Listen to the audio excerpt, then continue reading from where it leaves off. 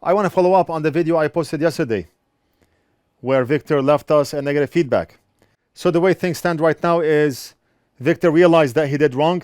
He took action and he modified the 1-star review to 5 stars review. It takes courage. It takes courage to modify a review, because you are going from a person who said we sent you a broken tablet to a person that is happy with the service, even though you told people to stay away. Now you are giving us a 5-star review. It's okay. It takes courage, and Victor did the right thing. But right now, Victor received a lot of negative reviews from viewers on this channel. I mean, what do we do now? I do not want to be the cause of Victor's business going down. I do not want to be the cause of his business not doing good.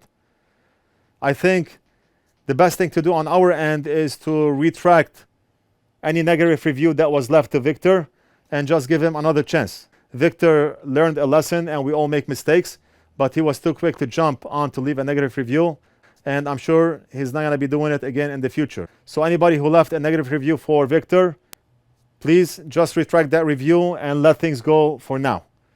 I mean, I think that's the best thing to do right now.